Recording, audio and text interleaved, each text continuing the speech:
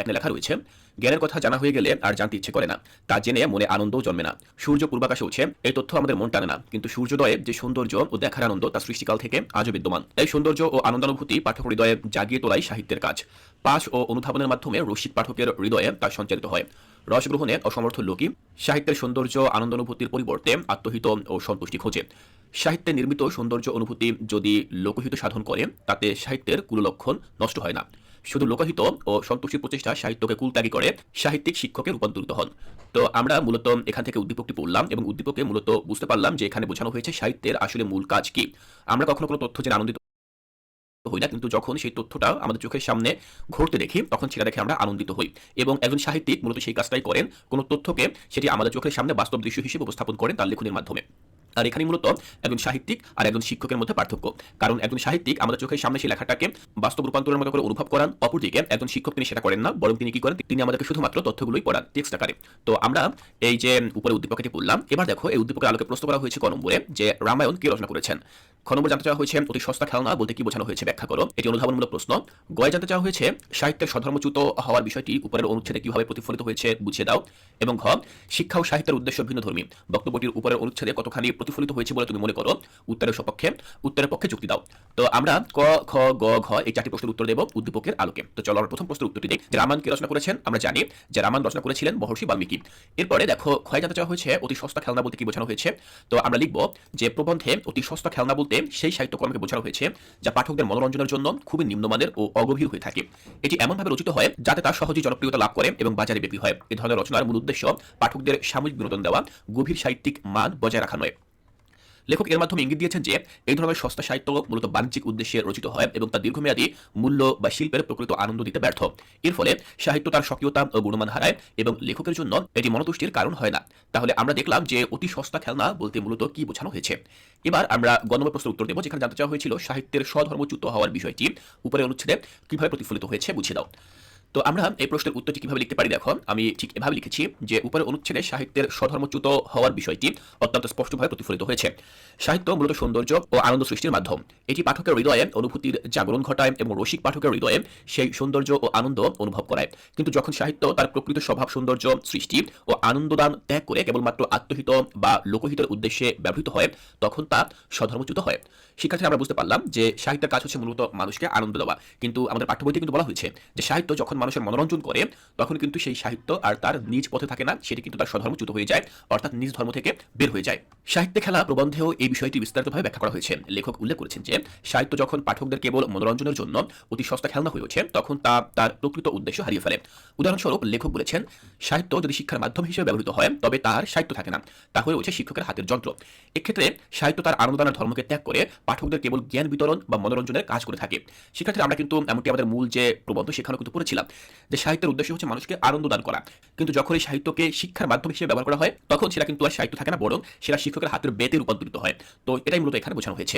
উপরে উদ্দীপকের কথা অনুযায়ী সাহিত্যিক যদি পাঠকদের মনোরঞ্জনের বা লোকহিতের জন্য বিশেষ করে লেখা শুরু করেন তবে তিনি শিক্ষকের ভূমিকায় পরিণত হন।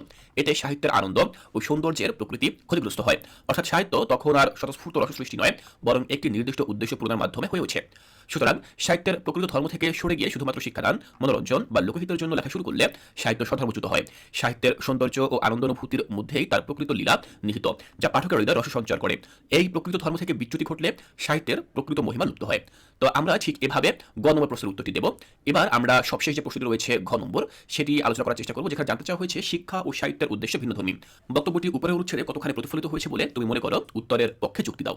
তো আমরা এই ঘ নম্বর প্রশ্নের উত্তরটি দেব। প্রথম কিন্তু আমরা উদ্দীপকটি পড়ে নিয়েছিলাম, আর এই ধরনের প্রশ্নের উত্তর দেওয়ার জন্য তোমাকে অবশ্যই উদ্দীপকটি খুব ভালোভাবে পড়ে নিতে হবে।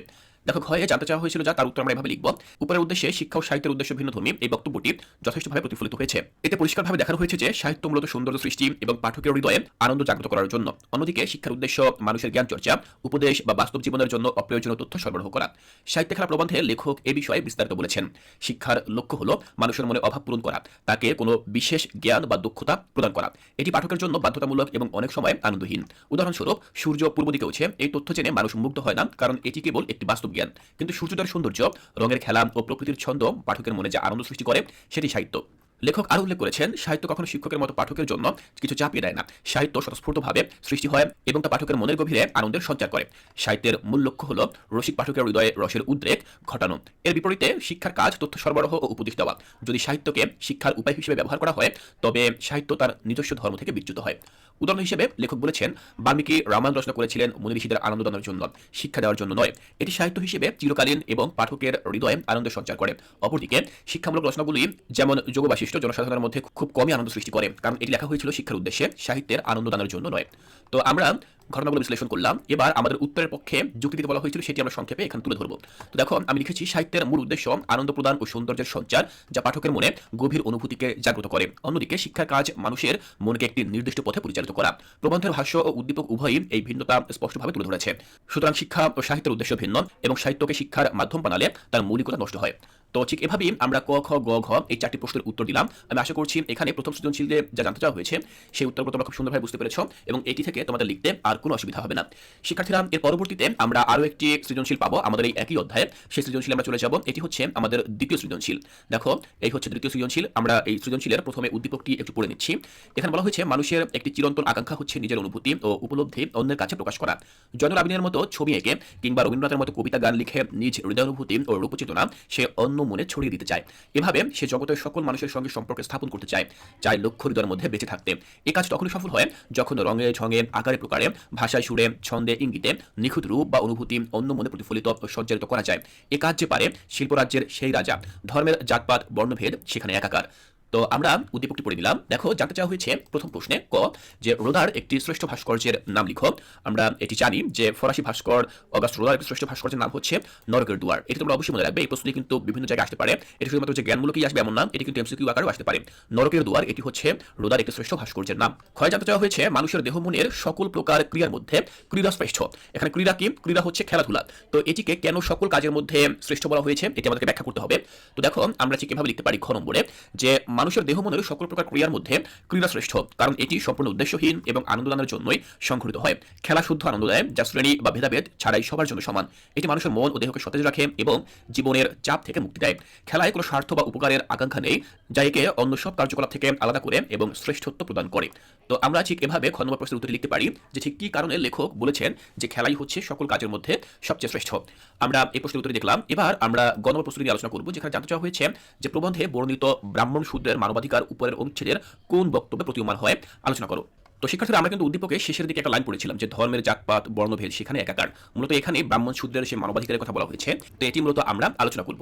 দেখো, আমরা গ নম্বর প্রশ্নের উত্তরটি চাই এভাবে লিখতে পারি যে উদ্দীপকের বক্তব্যে ধর্মের জাতপাত বর্ণভেদ এখানে একাকার অংশটি প্রবন্ধে বর্ণিত ব্রাহ্মণ শূদ্রের মানবাধিকারের সঙ্গে সরাসরি সম্পর্কযুক্ত। প্রবন্ধে বলা হয়েছে, পৃথিবীতে একমাত্র খেলার ময়দানে ব্রাহ্মণ শূদ্রের প্রভেদ নেই, রাজার ছেলের সঙ্গে দরিদ্রের ছেলেরও খেলার যোগ দেবার অধিকার আছে।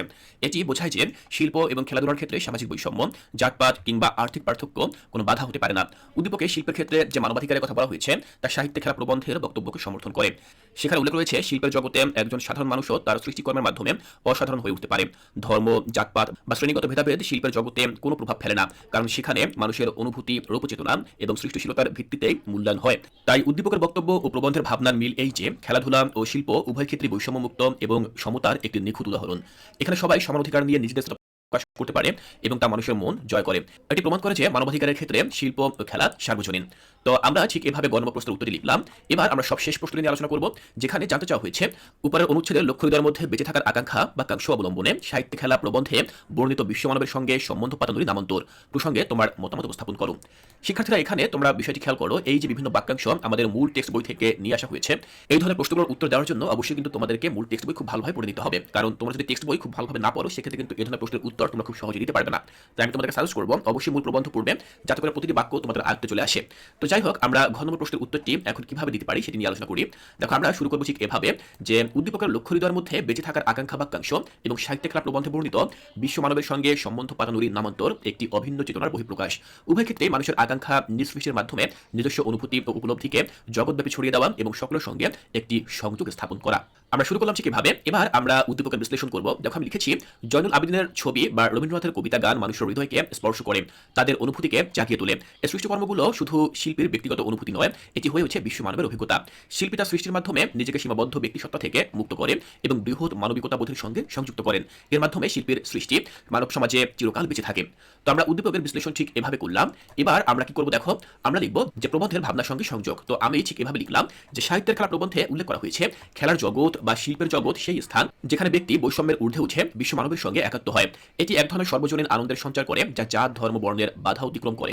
উদাহরণস্বরূপ, খেলার ময়দানে যেমন রাজা ও প্রজার সন্তান একসঙ্গে খেলায় মেতে উঠে, তেমনি শিল্পের ক্ষেত্রেও একই ধরনের সমতা ও সংযোগ সৃষ্টি হয়। আমরা প্রবন্ধের ভাবনার সঙ্গে সংযোগ লিখলাম। এবার আমাদের মতামত উপস্থাপন করব। তো মতামতের জায়গায় আমি ঠিক এভাবে লিখলাম যে লক্ষ্য হৃদয়ের মধ্যে বেঁচে থাকার আকাঙ্ক্ষা এবং বিশ্ব মানবের সঙ্গে সম্বন্ধ পাতানো, এই দুইয়ের মধ্যে একটি গভীর সম্পর্ক বিদ্যমান। শিল্প, সাহিত্য বা খেলাধুলা সব ক্ষেত্রেই মানুষের এই আকাঙ্ক্ষা প্রকাশ পায়। একক সত্তাকে ছড়িয়ে বৃহত্তর মানবিক চেতনা এবং একীভূত হওয়ার মাধ্যমে মানুষ নিজের অস্তিত্বকে সার্থক মনে করে। এর ফলে সৃষ্টি বিশ্ব মানবের মননে স্থান পায় এবং কালের সীমা অতিক্রম করে। আমরা মতামত উপস্থাপন করলাম এবং সবশেষে আমরা ঠিক এভাবে শেষ করব যে সুতরাং লক্ষ্য হৃদয়ের মধ্যে বেঁচে থাকা মানে কেবল ব্যক্তি সত্তার প্রকাশ নয়, এটি বৃহৎ মানব সমাজের সঙ্গে নিজের সত্তা ও সৃষ্টিকে মিলিয়ে দেওয়ার একটি সাধনা। প্রবন্ধের বিশ্ব মানবের সঙ্গে সম্বন্ধ পাতানোর ধারণাটি এই চিরন্তন আকাঙ্ক্ষারই প্রতিফলন। তো আমরা ঠিক এভাবে সবশেষ যে প্রশ্নটি রয়েছে, ঘ নম্বর প্রশ্ন, এই প্রশ্নের উত্তরটি লিখলাম। শিক্ষার্থীরা এই প্রশ্নের উত্তর দেওয়ার মধ্য দিয়ে আমাদের মূল বইতে যে দুটি সৃজনশীল প্রশ্ন ছিল, সেই দুটি সৃজনশীল প্রশ্নের উত্তর আমরা জেনে নিলাম। আমি আশা করছি এই প্রশ্নগুলোর উত্তর তোমরা এখন খুব সহজভাবে লিখতে পারবে। দেখো, তোমাদের শুধুমাত্র এই দুটি প্রশ্নই মূল বইতে ছিল, তবে এর বাইরে আমি আরো কিছু প্রশ্ন তোমাদের জন্য এখানে উপস্থাপন করছি। এই হচ্ছে 3 নম্বর সৃজনশীল প্রশ্ন, এরপরে এটি হচ্ছে 4 নম্বর সৃজনশীল প্রশ্ন এবং এটি হচ্ছে 5 নম্বর সৃজনশীল প্রশ্ন। এই প্রশ্নের উত্তর কিন্তু আমি এখানে আলোচনা করছি না, তবে তোমরা চাইলে কোর্সটিকা যে ওয়েবসাইট রয়েছে, কোর্সটিকা.com, সেই ওয়েবসাইট থেকে এই প্রশ্নের উত্তরগুলো পিডিএফ আকার